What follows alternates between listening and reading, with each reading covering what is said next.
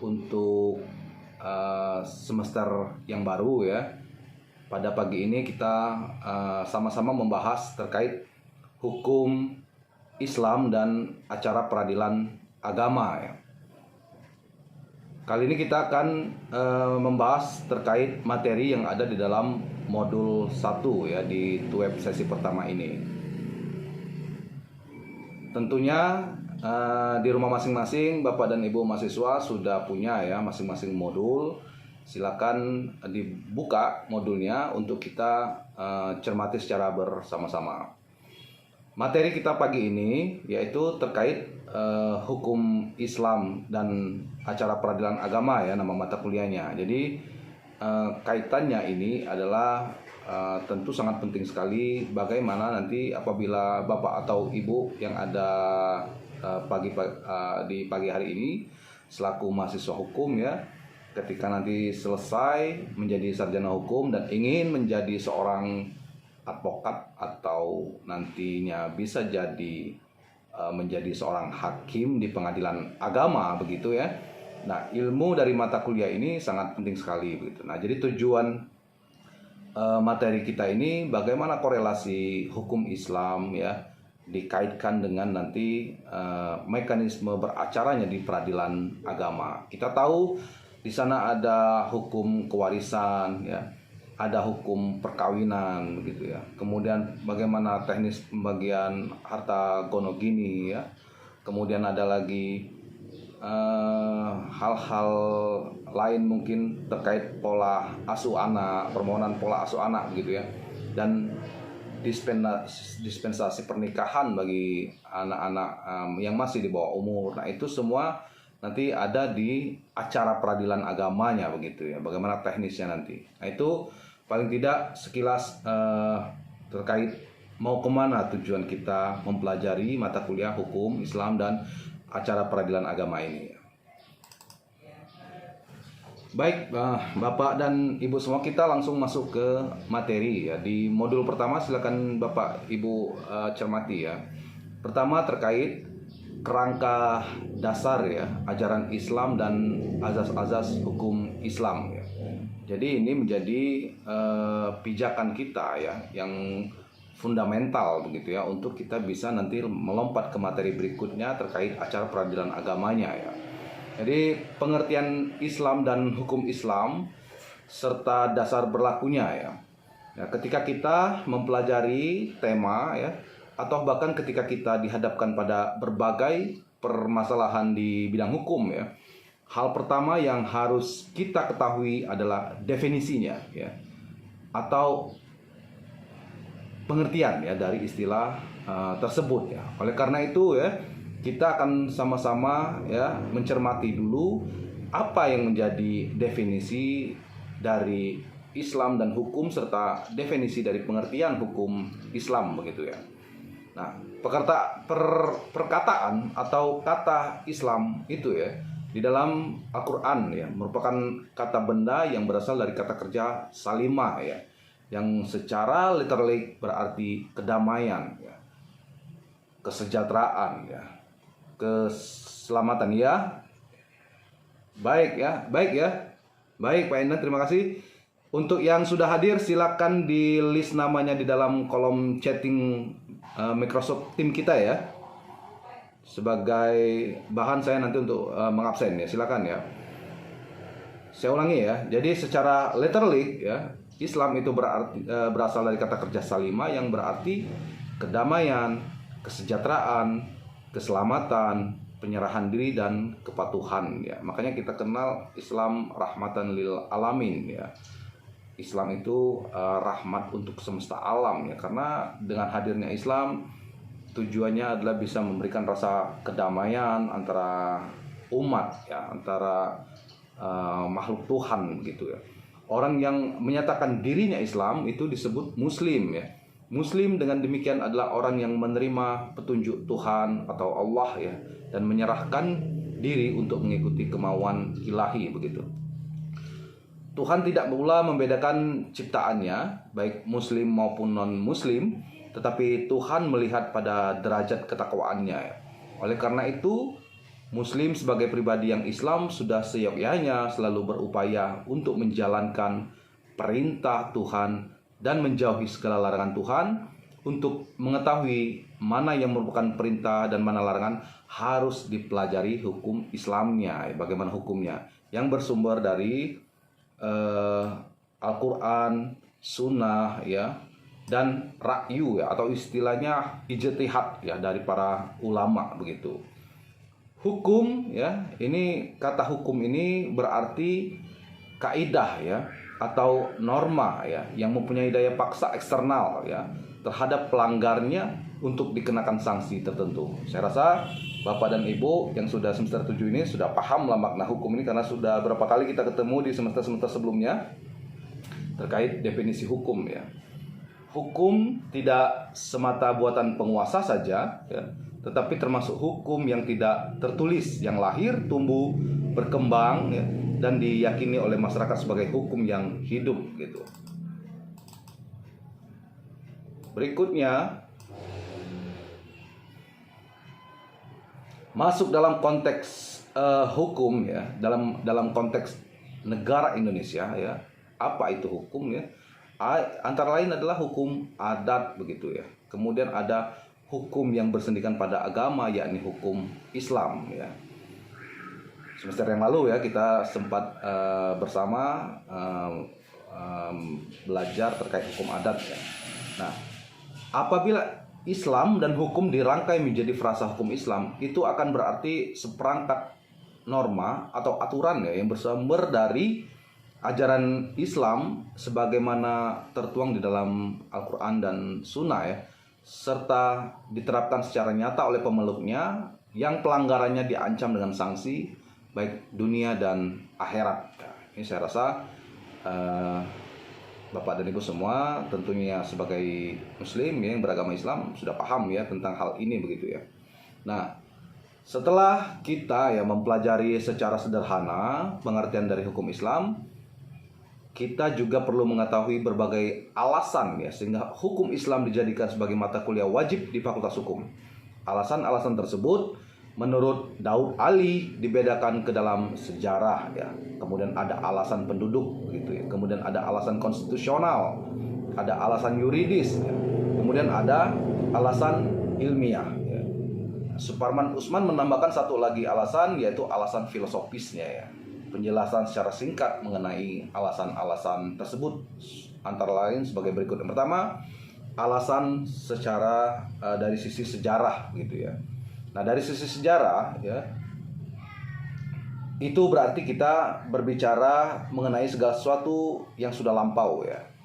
Nah, pada sisi sejarah ini tentu sangat berkaitan sekali dengan sejarah bangsa kita, ya, yang sebelumnya pernah kita dijajah oleh Belanda atau terjadinya pendudukan Belanda, ya. Pada zaman Belanda, materi hukum Islam, ya, dikenal dengan Mohammedans Recht gitu, ya. Mohammedans Recht, ya. Ini tidak tepat, ya, sebenarnya Mohammedan Recht ini, sebab ada perbedaan hukum Islam dengan aliran hukum umum, ya, yaitu pencetus suatu mazhab hukum biasanya diabadikan ke dalam aliran yang ia cetuskan, nah, gitu. Nah, perbedaan utama, ya, di sini yang menunjukkan ketidaktepatan istilah Mohammedans Recht, ya, ini karena hukum Islam adalah hukum yang bersumber dari agama Islam yang merupakan wahyu dari Allah gitu, ya. Bukan dari Muhammad selaku utusannya begitu. Muhammad semata-mata adalah penyampai, ya. Penyampai wahyu Tuhan atau hukum Allah yang kita kenal dengan istilah syariah, ya. Nah, dalam menyampaikan hukum Tuhan tersebut, beliau melakukan interpretasi sehingga apa yang menjadi kehendak Tuhan dapat diimplementasikan dalam realitas kehidupan umat manusia gitu. Itu alasan berdasarkan dari sisi sejarah, ya, mengapa hukum Islam ini diterapkan di Indonesia. Yang kedua, ada alasan penduduk, ya. Alasan penduduk intinya terkait dengan fakta bahwa Islam merupakan agama yang dianut mayoritas penduduk, ya. Kita tahu persis, ya, saat ini umat Islam adalah umat mayoritas, ya, yang ada di negara Indonesia ini, ya. Nah, pada zaman sebelum penjajahan, hampir keseluruhan sendi kehidupan didasarkan pada hukum agama ya, di samping hukum adat begitu. Hal ini pula yang mendorong salah satu ahli hukum Belanda, Christian van den Berg ya, mencetuskan teori receptio in complexu ya. Inti dari teori itu, hukum mengikuti agama yang dianut oleh setiap pemeluk agama ya. Ini sudah kita pelajari di semester yang lalu terkait hukum adat ya. Jadi adanya agama ya sangat mempengaruhi adat istiadat kebiasaan para pemeluknya begitu ya. Seperti umat Islam di zaman Belanda dulu tentu menggunakan adat istiadat kebiasaan begitu yang juga berkolerasi dengan agama yang dianutnya. Terkait misalnya pelaksanaan perkawinan itu kan dia menggunakan adat Islam begitu ya, selain adat-adat istiadat lokal masyarakat pada waktu itu ya. Kemudian untuk masyarakat Kristen begitu di bagian timur Indonesia yang adat istiadatnya juga mengakulturasi ya, ada korelasi dengan agama yang dianut mereka hingga saat ini begitu. Termasuk bagaimana pelaksanaan resepsi perkawinan di umat Kristen ya, Kristiani. Tentu orang-orang di timur Indonesia yang beragama Kristen akan menggunakan adat istiadat yang selaras dengan agama yang dan mereka. Begitu juga dengan umat Hindu yang ada di Bali dan sebagainya. Artinya apabila seseorang beragama Islam, hukum Islam menjadi hukum yang akan dipraktekkan dalam kehidupan sehari-harinya gitu. Itu alasan pendudukan ya, alasan penduduk ya. Yang ketiga ada alasan konstitusional ya. Untuk mengetahui alasan konstitusional ini, kita perlu membaca Undang-Undang Dasar tahun 1945. Dalam pasal 29 disebutkan negara berdasarkan atas ketuhanan yang Maha Esa. Kedua, negara menjamin kemerdekaan tiap-tiap penduduk untuk memeluk agama masing-masing dan beribadat menurut agama serta kepercayaannya itu. Demikian bunyi dari konstitusi kita. Yang kemudian keempat, ada alasan yuridisnya ya. Alasan yuridis ini dibedakan menjadi dua ya, yakni alasan secara normatif dan alasan secara formal yuridis. Normatif berarti mengacu pada berlakunya hukum Islam didasarkan pada keyakinan atau keimanan masing-masing pemeluk, sedangkan formal yuridis berarti bahwa berlakunya hukum Islam disebabkan materi hukum Islam menjadi muatan perundang-undangan ya. Contohnya undang-undang perkawinan itu memuat bagaimana hukum Islam ya, kemudian undang-undang tentang wakaf, kemudian ada undang-undang tentang zakat ya, kemudian ada undang-undang tentang surat berharga syariah negara ya. Kemudian ada undang-undang tentang perbankan syariah begitu. Baik ya. Ya. Kemudian alasan yang kelima adalah alasan filosofis ya. Ini kalau alasan filosofis yaitu alasan nilai kebijaksanaannya itu seperti apa. Ini dipelajari di dalam filsafat hukum ya. Yang makanya di setiap undang-undang itu harus memuat alasan filosofis ya, yang mencetuskan bahwa setiap regulasi peraturan perundang-undangan harus memiliki alasan filosofis itu adalah Plato ya. Ini kita temui di materi mata kuliah filsafat hukum ya. Nah, bagaimana alasan filosofisnya? Menurut Suparman Usman, berdasarkan landasan filosofis dan yuridis ya, hukum yang berlaku di Indonesia mengandung dimensi transendental dan horizontal. Hukum dalam dimensi transendental berkait erat dengan substansi dan pengalaman sila pertama Pancasila, yaitu ketuhanan yang Maha Esa dan pasal 29 konstitusi kita. Sementara itu hukum dalam dimensi horizontal adalah tata aturan hidup yang mengatur hubungan kehidupan manusia begitu. Kemudian ada alasan ilmiah ya, alasan yang keenam.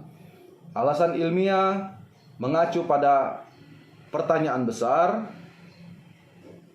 pertanyaan dasar, apakah memang Islam mengatur ya Baik ya, Bapak dan Ibu, silakan di mute ya suaranya ya.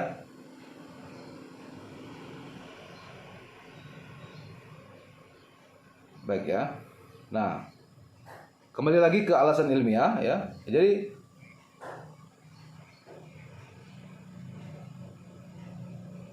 ya, alasan ilmiah ini mengacu pada pertanyaan dasar ya. Apakah memang Islam ya ya ya ini ada yang ya kepada teman-teman ya untuk di mute kan suaranya.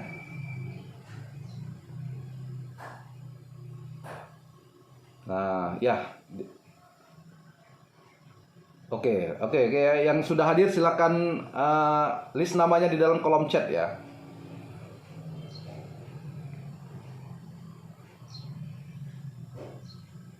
Oke ya. Baik, silakan di list di kolom chat ya namanya ya yang sudah hadir ya. Oke, baik. Saya ulangi, alasan keenam adalah alasan ilmiah ya. Alasan ilmiah ini mengacu pada pertanyaan dasar ya. Apakah memang Islam mengatur hukum dalam arti ketentuan-ketentuan normatif dalam aspek private atau publik ya? Apakah mengatur masalah hukum perkawinan, hukum kewarisan, hukum pidana, hukum ketatanegaraan, hukum internasional dan hukum acara? Jawaban dari pertanyaan tersebut yakni Islam dalam Al-Quran dan Sunnah sebagai syariah, walaupun masih secara global sudah mengatur aspek-aspek tersebut dan bahkan di tataran fikih atau teknis terdapat fikih munakahat perkawinan, fikih faraid tentang kewarisan, fikih jinayah tentang pidana, fikih ahkam al-sultaniyah tentang ketatanegaraan dan lain sebagainya gitu. Nah, itulah beberapa alasan ya mengapa hukum Islam masuk dalam hukum yang ada di dalam negara kita begitu ya. Nah, kerangka dasar agama Islam dan teori berlakunya hukum Islam di Indonesia. Pada bagian ini diberikan pemahaman perihal kerangka dasar agama Islam ya, yakni memahami teori yang mendasari berlakunya hukum Islam dalam tata hukum Indonesia ya. Teori berlakunya hukum Islam di Indonesia dibedakan menjadi dua. Yang pertama, teori yang dikemukakan oleh ahli hukum Hindia Belanda dan teori yang dikemukakan oleh ahli hukum Indonesia ya. Nah, Islam meliputi 3 sendi utama yaitu akidah, syariah dan akhlak atau kita kenal juga dengan iman sebagai akidah, Islam sebagai syariahnya, ihsan itu sebagai akhlaknya ya. Mungkin ini Bapak Ibu bisa baca ya. Makna dari akidah adalah iman atau keyakinan yang menjadi pegangan hidup seorang muslim ya. Kemudian syariah ini adalah seperangkat norma Tuhan yang mengatur hubungan manusia dengan Tuhan, hubungan manusia dengan manusia, hubungan manusia dengan alam sekitarnya ya. Kemudian ada akhlak ya. Kemudian akhlak adalah ketentuan yang menyangkut tingkah laku ya. Budi pekerti manusia yakni menyangkut baik dan buruk. Akhlak dipelajari dalam suatu disiplin ilmu bernama tasawuf gitu. Dalam khasana ilmu filsafat, akhlak dikenal dengan etika ya. Salah satu bagian yang dipelajari di ranah aksiologi ya. Jadi kita pahami di filsafat hukum itu ada 3 kajian. Yang pertama terkait ontologi atau keberadaan sesuatu begitu. Kemudian ada kajian epistemologi terkait ilmu pengetahuannya. Yang ketiga ada kajian aksiologi nilai-nilai begitu ya. Nah, akhlak yang ada di dalam hukum Islam ini secara filsafat ilmu disebut juga dengan aksiologi, nilai-nilai atau etika begitu ya. Nah, ketiga aspek tersebut saling berkaitan satu sama lainnya. Artinya bahwa iman yang benar dan kuat kepada Allah akan melahirkan perbuatan yang baik ya, dan benar bentuk ibadah pengabdian kepada Tuhan yang Maha Kuasa gitu ya. Kemudian ada juga beberapa istilah ya. Ini disebut dengan Din al-Islam ya. Din al-Islam itu dibagi menjadi beberapa bagian. Yang pertama ada ahkam itikadiyah ya. Ini aspek akidah atau teologinya ya. Yaitu sistem keyakinan yang bersifat monoteis dalam Din al-Islam, agama Islam gitu. Disiplin ilmu dalam aspek ini disebut ilmu tauhid ya, atau ilmu kalam atau ilmu usuluddin ya. Kemudian ada yang kedua ahkam amalia yang menyangkut mengatur ya perilaku manusia yang mencakup hubungan manusia dengan Tuhan ya, kemudian hubungan manusia dengan makhluk lainnya. Ini dalam konteks kalau 3 aspek dalam agama Islam tadi yang disebut dengan syariah ya. Syariah ini mengatur bagaimana hubungan manusia dengan Tuhannya yang disebut dengan ibadah. Kemudian bagaimana hubungan manusia dengan manusia satu dengan manusia yang lain yang kita sebut dengan muamalah begitu.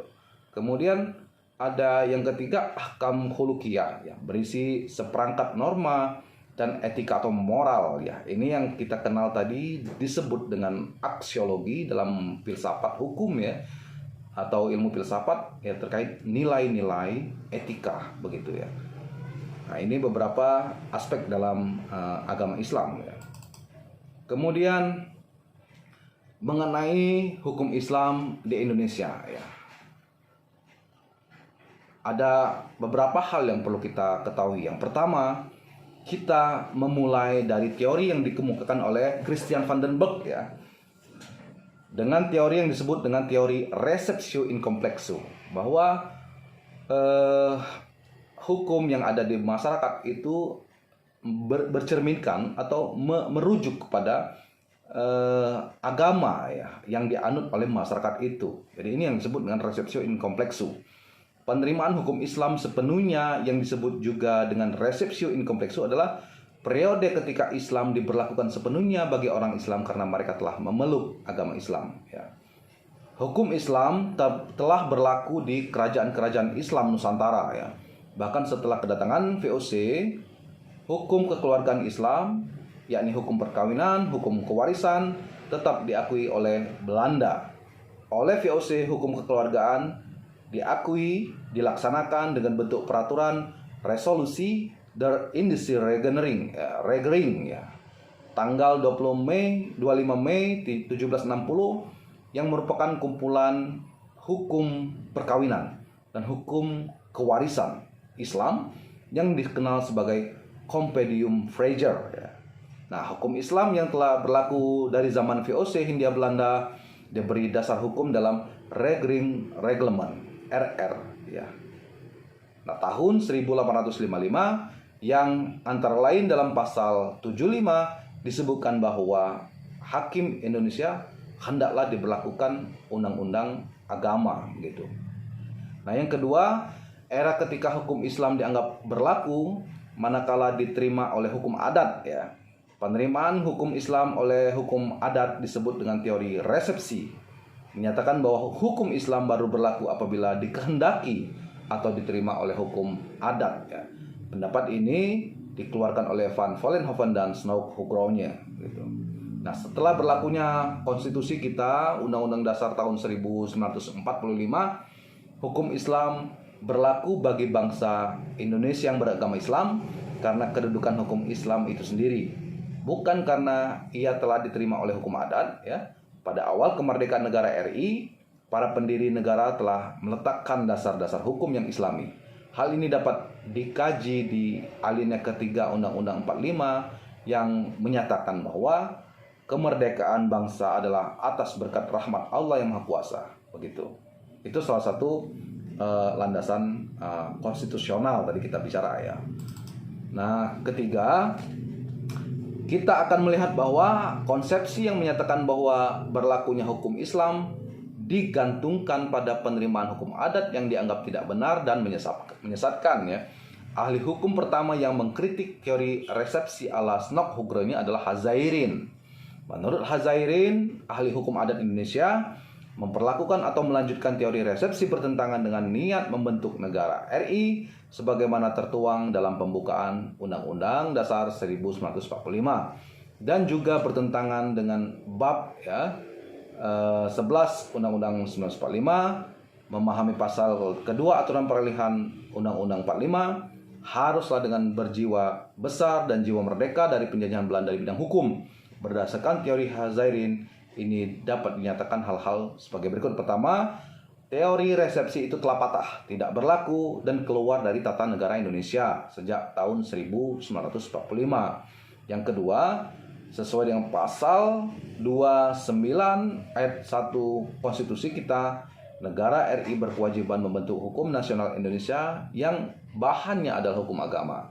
Yang ketiga, hukum agama yang masuk dan menjadi hukum nasional Indonesia bukan hanya hukum Islam, melainkan juga hukum agama lain. Untuk pemeluk agama lain tersebut, hukum agama di bidang hukum perdata dan hukum pidana diserap menjadi hukum nasional Indonesia. Itulah hukum baru Indonesia dengan dasar Pancasila, gitu. Kemudian yang keempat, era ketika teori resepsi Snok-Hugronya ini dapat diterapkan sebaliknya atau disebut dengan resepsi a contrario. Teori resepsi a contrario dikemukakan oleh Sayuti Talib, ya, sesuai dengan semangat namanya, ia merupakan kebalikan dari teori resepsi. Menurutnya, hukum yang berlaku bagi rakyat adalah hukum agamanya. Hukum adat hanya berlaku jika tidak bertentangan dengan hukum agama. Teori ini juga mendasarkan pada suatu sumber hukum Islam yang bernama urf atau adat. Urf dalam hukum Islam diakui sebagai salah satu sumber hukum selama tidak bertentangan dengan nas, gitu ya. Makanya di dalam undang-undang perkawinan kita, ya, terkait pembagian harta gonogini, begitu, atau hukum kewarisan dalam kompilasi hukum Islam kita, hukum adat, ya, tetap ada, ya, tetap berlakukan, ya, sepanjang itu diterima oleh masyarakat adatnya. Salah satunya, contohnya mungkin masyarakat Minangkabau, ya, kita sudah belajar juga di semester yang lalu terkait hukum adat, ya, di mana terkait pembagian harta waris, ya, di adat istiadat Minangkabau ada yang dikenal dengan harta pusaka tinggi, kemudian harta pusaka rendah, ya. Kalau harta pusaka tinggi itu harta yang turun temurun, ya, sampai ke generasi saat ini, ya. Itu yang disebut dengan harta pusaka tinggi, yang itu tidak boleh dijual, ya. Itu jatuhnya kepada anak perempuan, tetapi tidak boleh dijual, begitu, ya. Kemudian ada juga harta pusaka rendah, ya, yang jatuh kepada anak-anak perempuan juga, ya. Harta pusaka rendah ini hanya satu tingkat dari orang tuanya, ya. Jadi bukan bertingkat-tingkat dari generasi ke atasnya. Hanya satu tingkat dari orang tuanya, itu disebut dengan harta pusaka rendah yang juga jatuh kepada anak perempuan. Ini dalam konteks hukum adat Minangkabau. Barangkali adat-adat yang lain juga punya ketentuan yang mungkin berbeda, begitu, ya. Nah, ciri-ciri ruang lingkup hukum Islam dan perbedaan dengan hukum umum, gitu, ya. Setelah mengenal apa itu hukum Islam, kerangka dasar ajaran Islam, teori berlakunya hukum Islam di Indonesia, kini tiba saatnya mempelajari ciri dan ruang lingkup hukum Islam serta perbedaannya dengan hukum pada umumnya, ya. Ciri hukum Islam dipaparkan secara detail oleh Daud Ali sebagai berikut. Yang pertama, itu merupakan bagian dan bersumber dari agama kita, agama Islam, ya. Yang kedua, mempunyai hubungan yang erat dan tidak dapat dipisahkan dari iman, akidah, kesusilaan, dan akhlak, ya. Yang ketiga, mempunyai dua istilah kunci, syariat dan fikih, begitu. Kemudian terdiri atas dua bidang utama, ibadah dan muamalah dalam arti luas, ya, atau disebut juga dengan syariah ini. Yang kelima, strukturnya berlapis yang terdiri dari Al-Quran, Sunnah Nabi, ijtihad, ya. Kemudian pelaksanaannya dalam praktek berupa putusan hakim dan amalan umat Islam dalam masyarakat, serta di tataran legislasi tertuang dalam berbagai produk peraturan perundang-undangan. Berikutnya yang keenam, mendahulukan kewajiban dari hak dan amal dari pahala. Yang ketujuh, dapat dibagi menjadi hukum taklifi, yakni al-ahkam al-kamsyah berupa 5 kaidah dalam hukum Islam ya. Ya. Kemudian 5 jenis hukum, 5 kategori hukum, 5 penggolongan hukum, dan hukum wada'i yang mengandung sebab syarat halangan terjadi atau terwujudnya hukum, hubungan hukum begitu ya. Nah, itu terkait ciri ya, ruang lingkup hukum Islam dan perbedaan dari hukum umum. Nah, ini ada tabel di modul Bapak Ibu, ada tabel itu, coba dilihat ya. Ini ada faktor pembedanya antara hukum Islam dan hukum umum. Kalau dari faktor pembuat hukum Islam itu bersumber dari Allah ya, yang tertuang di dalam Al-Quran. Kalau hukum umum sumbernya adalah kitab undang-undang ya, legislatif ya. Kemudian ada faktor sumber hukum, Al-Quran, Sunnah ya, ijtihad kalau hukum Islam. Kalau hukum umum ada kebiasaan, jurisprudensi, undang-undang, dan doktrin begitu. Dari sisi pembeda ada internal power, external power ya. Dari sanksi dunia akhirat secara hukum Islam, kalau hukum umum ini sanksinya dunia melalui kekuasaan kehakiman, objek yang diatur. Kalau hukum Islam hubungan manusia dengan Tuhan, hubungan manusia dengan manusia dan alam sekitar. Kalau hukum umum hubungan sesama manusia selaku anggota masyarakat dan hubungan warga negara dengan negara begitu. Nah, ini beberapa azas ya dalam hukum Islam. Pengertian azas ini berasal dari bahasa Arab ya, yaitu asasun ya. Arti kata asasun adalah dasar, basic, dan pondasi. Sehingga azas dalam hukum adalah landasan berpikir yang paling mendasar. Azas dalam hukum adalah kebenaran yang digunakan sebagai tumpuan berpikir dan alasan pendapat yang berakibat pada penegakan dan pelaksanaan hukum. Nah, berikut ini adalah beberapa azas ya. Pertama, azas umum ya. Ada azas keadilan, kepastian hukum, azas kemanfaatan ya. Yang kedua ada azas hukum perkawinan ya. Apa saja azas-azas hukum perkawinan? Azas sukarela, karena perkawinan itu bersifat sukarela ya, tidak boleh dipaksa gitu ya. Kemudian azas persetujuan kedua belah pihak ya, setiap para pihak antara pihak perempuan dan pihak laki-laki mesti setuju ya untuk berlangsungnya perkawinan begitu. Kemudian ada azas kebebasan memilih, karena setiap manusia warga negara Indonesia ini punya kebebasan untuk memilih siapa yang akan menjadi pendamping hidupnya ya. Kemudian ada azas kemitraan suami istri ya. Kemitraan ini intinya dapat bekerja sama ya dalam hubungan perkawinan itu nanti ya.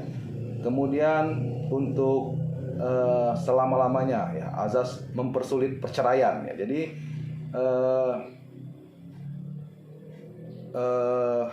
intinya tujuan dari perkawinan kan untuk menindaklanjuti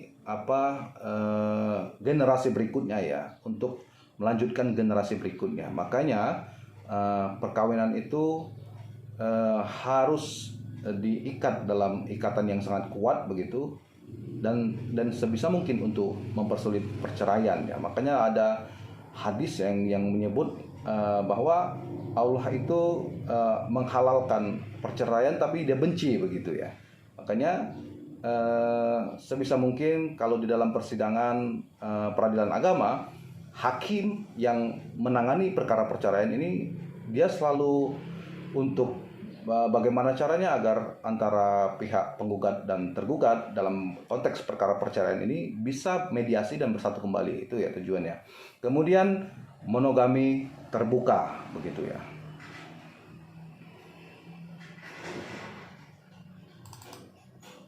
Selanjutnya ada azas hukum kewarisan ya. Azas bilateral parental ya. Seseorang menerima hak kewarisan baik dari keluarga laki-laki maupun keluarga perempuan ya. Azas ini tidak membedakan garis keturunan, nasab laki-laki dan perempuan dari segi kewarisan. Kemudian yang kedua, ahli waris langsung, anak-anaknya dimaksudnya. Kemudian ada ahli waris pengganti ya. Kalau ahli warisnya meninggal, maka ada anaknya lagi ya sebagai pengganti ahli waris ya. Kemudian ada yang disebut dengan ijbari ya. Saat orang meninggal dunia, kerabat yang disebabkan adanya pertalian darah atau perkawinan secara langsung menjadi ahli waris ya. Karena tidak ada lagi hak bagi kerabat tersebut untuk berpikir apakah ia akan menerima atau menolak sebagai ahli waris. Yang berikutnya adalah individual, harta warisan dibagi kepada ahli waris sesuai dengan bagian masing-masing ya. Sebagai contoh, kalau di dalam Islam kita kenal ketentuan legitimate porsi ya, di dalam bahasa hukumnya. Apa itu legitimate porsi? Bahwa ada bagian masing-masing ya, antara misalnya laki-laki mendapatkan 2 bagian ya, kemudian perempuan mendapatkan 1 bagian dari harta waris yang diwariskan ketika kedua orang meninggal dunia ya. Kalau kita hitung-hitung misalnya ada 10 misalnya harta waris yang ditinggalkan, maka yang laki-laki mendapatkan 2/3 bagian ya, yang perempuan mendapatkan 1/3 bagian begitu. Itu ada teknis penghitungannya. Tapi di atas itu semua ya, tentunya negara cenderung kepada ya, hukum kita cenderung kepada bagaimana satu keluarga ya dapat bermusyawarah mufakat ya untuk menentukan bagian waris, sehingga ketika semua ahli waris menerima, tidak ada pergolakan ya, perdebatan, semua pihak menyetujui. Nah, itulah yang diharapkan hukum, karena tujuan tertinggi dari hukum adalah ketertiban di dalam masyarakat. Salah satunya ketertiban di keluarga yang ketika melakukan pembagian harta waris dari orang tuanya gitu. Kemudian keadilan berimbang ya, azas ini mengatur laki-laki dan perempuan perbandingannya 2:1 ya. Kemudian waris karena kematian, peralihan hak kebendaan berlaku setelah pewaris meninggal dunia ya. Kemudian hubungan nasab atau hubungan perkawinan, proses pewarisan hanya dapat dilakukan oleh orang-orang yang memiliki hubungan darah yang lahir dari perkawinan sah dan dengan pewaris ya. Akibat perkawinan syubhat dan azas atas pengakuan anak melalui istilhaq atau anak temuan yang tidak diketahui nasabnya. Kemudian ada wasiat wajibah juga ya. Anak angkat dan ayah angkat dapat secara timbal balik melakukan wasiat tentang harta masing-masing. Apabila tidak ada wasiat dari ayah angkat atau anak angkatnya, pengadilan agama dapat memberikan wasiat wajib secara ex officio maksimal 1/3 bagian. Dalam perkembangannya, wasiat wajibah tidak hanya untuk ayah angkat dan anak angkatnya saja ya. Maksudnya ketika pasangan suami istri memiliki harta yang banyak ya, katakan begitu, dan tidak ada anak dari hasil perkawinannya, cuman ada anak angkat ya. Nah, ketika meninggal dunia, tentu yang menjadi pewaris ya, ahli warisnya itu adalah saudara dari yang laki-laki tadi dan saudara dari yang perempuan tadi. Lalu bagaimana dengan anak angkatnya? Inilah yang disebut dengan wasiat wajibah ya. Ini bisa diberikan secara langsung oleh 2 orang tadi, pasangan suami istri yang tidak punya anak ini, kepada anak angkatnya. Namun ketika tidak ada wasiat yang disampaikan secara lisan maupun tertulis pada saat dia masih hidup, pengadilan agama dapat memberikan wasiat wajibah ya, maksimal 1/3 bagian kepada anak angkatnya ini begitu. Kemudian egaliter ya, kerabat karena hubungan darah yang memeluk agama selain Islam mendapat wasiat wajibah maksimal 1/3 bagian dan tidak boleh melebihi bagian ahli waris yang sederajat dengannya gitu ya. Kemudian azas retroaktif terbatas gitu ya. Apabila harta waris sudah dibagi secara real sebelum kompilasi hukum Islam berlaku, keluarga yang merupakan ahli waris pengganti tidak dapat mengajukan gugatan waris ya. Apabila harta waris belum dibagi dan pewaris meninggal dunia sebelum KHI berlaku, KHI berlaku surut ya. Nah, ini maksudnya begini, retroaktif terbatas ini kan kompilasi hukum Islam itu berlaku di tahun 91-an ya, kompilasi hukum kalau tidak salah ya. Tahun 91-an kalau tidak salah. Sebelum itu berlaku ya, ketika pembagian waris ini sudah dilakukan secara real kepada semua ahli waris ya. Nah, ternyata ada ahli waris yang meninggal dunia ya. Tidak dapat bagian anak, tapi dia punya anak begitu ya, yang meninggal dunia tadi. Nah, ketika sudah dibagi dan tidak dapat bagian dan proses itu terjadi sebelum kompilasi hukum Islam ini berlaku, maka pengganti ini tadi ya, anak yang tidak dapat ahli waris pengganti ini tadi yang tidak dapat bagian itu tidak dapat mengajukan gugatan waris ya. Nah, ini aturan retroaktif terbatas dari terkait pewarisan ya. Kemudian apabila harta waris itu belum dibagi dan pewarisnya meninggal dunia, nah KHI ini bisa mengatur proses pembagian warisnya berdasarkan ketentuan kompilasi hukum Islam begitu maksudnya ya. Kemudian ada yang namanya azas hukum muamalah khusus ya. Ada yang disebut dengan azas kebolehan atau mubah, ada yang disebut dengan azas kemaslahatan hidup, ada yang disebut dengan azas kebebasan kesukarelaan, azas menolak mudarat dan mengambil manfaat ya. Kemudian ada azas kebajikan, azas kekeluargaan, kebersamaan yang sederajat atau egaliter ini, kemudian azas adil berimbang, azas mendahulukan kewajiban dari hak ya, azas larangan merugikan diri sendiri atau orang lain, kemudian ada azas kebebasan berusaha, azas mendapatkan hak karena usaha dan jasa, azas perlindungan hak, azas hak milik berfungsi sosial, azas yang beretikat baik harus dilindungi, azas risiko dibebankan pada harta dan tidak pada pekerja begitu. Kemudian kita lanjut ke pengertian syariah dan fikih ya. Ini masih terkait dasar-dasar dari keberlakuan hukum Islam ya. Syariah tadi di awal kita sudah sampaikan bahwa syariah inilah norma ya, peraturan-peraturan yang mengatur tentang bagaimana hubungan manusia dengan Tuhannya, kemudian manusia dengan sesamanya, dan manusia dengan alam sekitarnya. Ini disebut juga dengan ibadah atau muamalah gitu ya. Dalam terminologi bahasa Inggris terdapat istilah yang sudah bisa menunjukkan di antara kedua istilah dimaksud, yaitu Islamic law ya untuk menyebut syariah, dan Islamic jurisprudence untuk menyebut fikih begitu ya. Sementara itu bahasa Indonesia masih menimbulkan adanya kebingungan khususnya dalam aplikasinya sehari-hari. Hukum Islam yang dimaksud dalam bahasa Indonesia termasuk di dalamnya fikih. Bahkan apabila menyebut hukum Islam seringkali yang dimaksud adalah fikih, masih bercampur aduk seperti itu. Syariah secara harfiah berarti jalan ke sumber mata air, yakni jalan lurus yang harus diikuti oleh setiap muslim gitu ya. Syariah merupakan jalan hidup muslim, yakni dengan membuat ketetapan-ketetapan Allah, ketentuan Rasul, baik berupa larangan maupun suruhan atau kewajiban meliputi seluruh aspek hidup dan kehidupan manusia. Apabila dilihat dari segi ilmu hukum, syariah merupakan norma hukum dasar yang ditetapkan oleh Tuhan Yang Maha Esa yang wajib diikuti oleh orang Islam berdasarkan iman yang berkaitan dengan akhlak ya, baik dalam hubungannya dengan Allah maupun dengan sesama manusia dan benda dalam kehidupan masyarakat.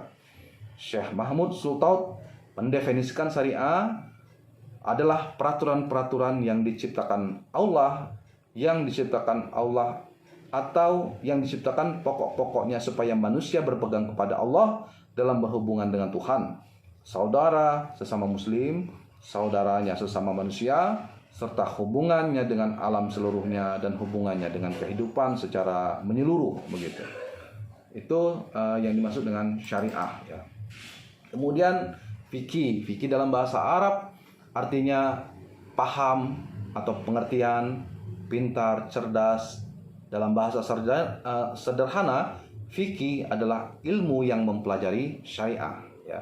Jadi ketika syariah ini aturan, kita butuh fikih untuk melaksanakannya. Mungkin dalam konteks hukum yang umum, ketika ada undang-undang, kita butuh peraturan pemerintah lah untuk bagaimana melaksanakan undang-undang. Kira-kira begitu ya, mirip-mirip. Kemudian Imam Ghazali memberikan definisi fikih sebagai berikut ya. Fikih itu bermakna paham dan ilmu, akan tetapi uruf ulama telah menjadikan suatu ilmu yang menerangkan hukum syarat tertentu bagi perbuatan-perbuatan para mukallaf ya. Seorang yang telah memenuhi kriteria menyandang kewajiban dari Allah ya. Seperti wajib, mubah, sunnah, makruh, sahih, fasid, batil, qada dan lain sebagainya ya. Nah, dalam perkembangannya, definisi tersebut mengalami penyempitan sebagaimana disampaikan oleh Abdul Wahab Khalaf.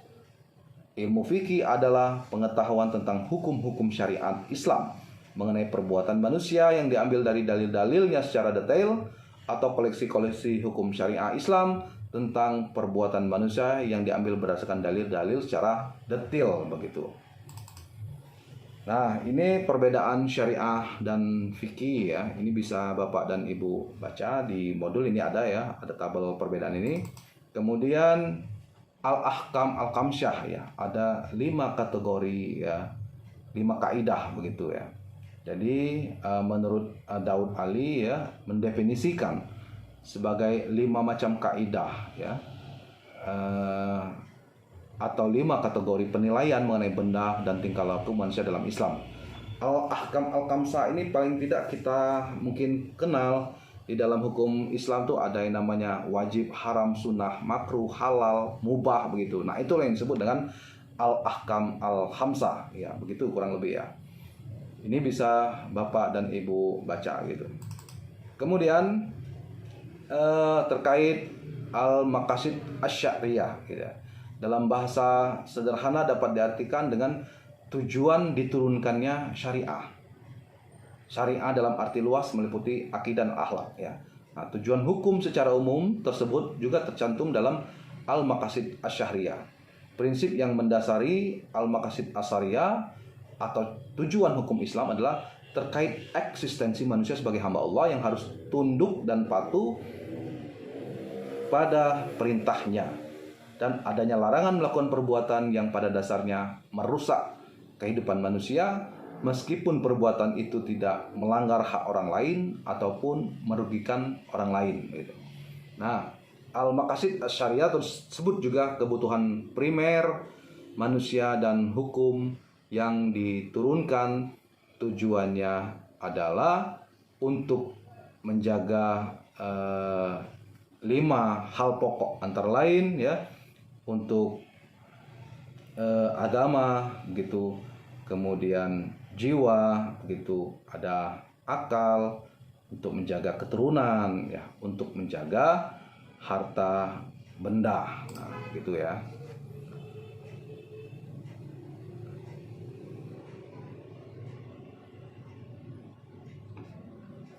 Baik ya, Bapak dan Ibu semua.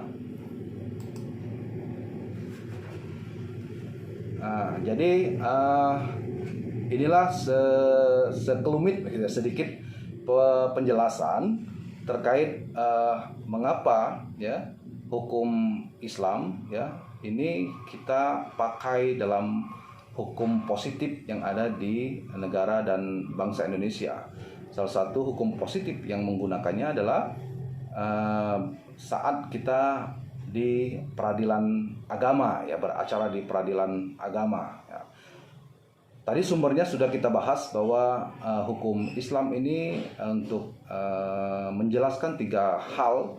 Yang pertama adalah akidah begitu ya, tentang keimanan begitu, kemudian syariah begitu. Syariah ini mengatur tentang hubungan manusia dengan Tuhannya, hubungan manusia dengan sesamanya, kemudian hubungan manusia dengan lingkungan sekitarnya atau alam sekitarnya begitu. Yang kita kenal juga dengan ibadah sebagai hubungan manusia dengan Tuhan, muamalah di dalam Islam sebagai hubungan manusia dengan sesamanya gitu. Kemudian yang ketiga terkait